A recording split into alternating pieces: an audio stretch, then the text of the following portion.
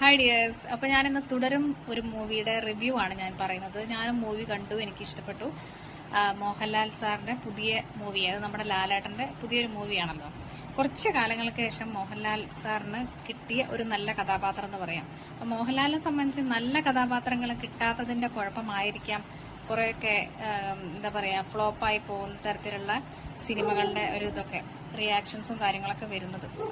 മോഹൻലാലിനെ സംബന്ധിച്ച് ഞാൻ ഇപ്പം നമ്മുടെ ശോഭന മാമും മോഹൻലാലിന്റെ ഫോട്ടോസ് വെച്ച് നമുക്ക് നോക്കുമ്പോൾ നമ്മൾ ജസ്റ്റ് തീർത്തും നല്ല ഫാമിലി എന്റർടൈനർ ആവുമെന്ന് വിചാരിച്ചിട്ട് മൂവി കാണാൻ പോകും. ഞാൻ സിനിമ സ്പോയിൽ ചെയ്യല്ല, കാണാത്തവർക്കൊക്കെ വേണ്ടിയിട്ട് നിങ്ങൾ എല്ലാവരും പോയി കാണും, നല്ല സിനിമയാണ്. പക്ഷെ എന്നെ സംബന്ധിച്ച് എനിക്ക് നല്ല എന്താ പറയുക പീസ്ഫുൾ ആയിട്ടുള്ള എന്റർടൈൻമെന്റ് ആയിട്ടുള്ള സിനിമ കാണാനാണ് എനിക്കിഷ്ടം. അപ്പോൾ ലാലേട്ടന് തുടക്കത്തിലൊക്കെ അങ്ങനെയൊക്കെ തന്നെ ആയിരുന്നു. പക്ഷെ മോഹൻലാലും ശോഭന എന്നുള്ള ഒരു അവരുടെ തമ്മിലുള്ള സീൻസ് വളരെ കുറവാണ്. ഇപ്പൊ ശോഭന മാം എന്നെ അഭിനയിച്ചു കാഴ്ചവെക്കാനായുള്ള ഒരു കഥാപാത്രമൊന്നും അതിനകത്ത് ഉണ്ടായിരുന്നില്ല. അതുകൊണ്ടായിരിക്കണം പല കമന്റ്സിലും മീന മാം ആണെങ്കിൽ, മീനയായിരുന്നെങ്കിൽ അല്ലെങ്കിൽ ഉർവശിയാണെങ്കിൽ നന്നായിരുന്നു എന്നൊക്കെ പറഞ്ഞിട്ട് ആളുകൾ പറയുന്നുണ്ടായിരുന്നത്. പിന്നെ എടുത്തു പറയേണ്ട ഒരു കാര്യമാണ് വില്ലൻ കഥാപാത്രമായിട്ട് പ്രകാശ് വർമ്മ ചെയ്തു വെച്ചിട്ടുള്ള ജോർജ് എന്ന് പറഞ്ഞിട്ടുള്ള കഥാപാത്രം. അതില് നമ്മൾക്ക് എല്ലാവർക്കും അറിയാം, അവര് ആദ്യമായിട്ടാണ് നമ്മൾ മൂവിയിൽ കാണുന്നത് തന്നെ. പിന്നെ ഷമ്മി തിലകന്റെയും അതുപോലെ പിന്നെ NF വർഗീസ്, ബിജു മേനോൻ, ഇങ്ങനെ എല്ലാം കൂടെ ഒരു മിക്സ് ആയ ഒരു പോലെ നമുക്ക് തോന്നും.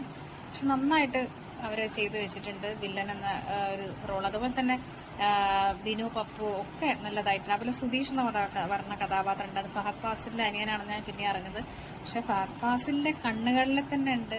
നമുക്ക് ഏതൊരു സിനിമ എടുത്ത് നോക്കുകയാണെങ്കിലും ആ സിനിമ ഒന്നിനൊന്ന് മെച്ചമായിരിക്കും. അങ്ങനെ വെച്ച് നോക്കുമ്പോൾ അത്രയ്ക്ക് അങ്ങട്ടില്ല. പക്ഷെ ഇവര് കുറച്ച് മെച്ചമായിട്ട് വന്നു, ഇമ്പ്രൂവ്മെന്റ് ആയിട്ട് വരുമായിരിക്കും.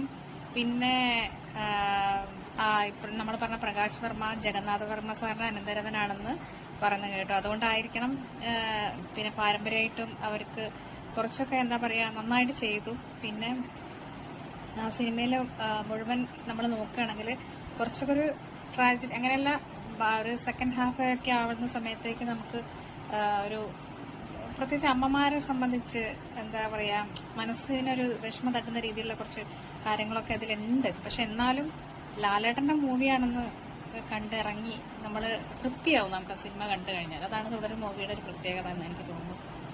അപ്പം എല്ലാവരും സിനിമ പോയി കാണാം, വിജയിപ്പിക്കാം. ഞങ്ങൾ കോഴിക്കോട് മെഡിക്കൽ കോളേജിനടുത്തുള്ള എമാക്സിലാണ് കാണാൻ പോയിട്ടുണ്ടായിരുന്നുള്ളത്. എന്തായാലും ഫാമിലീസിനൊക്കെ ഇഷ്ടപ്പെട്ടിട്ടുണ്ട് സിനിമ. അപ്പോൾ തീർച്ചയായിട്ടും എല്ലാവരും സിനിമ കാണാൻ പോവുക, വിജയിപ്പിക്കുക.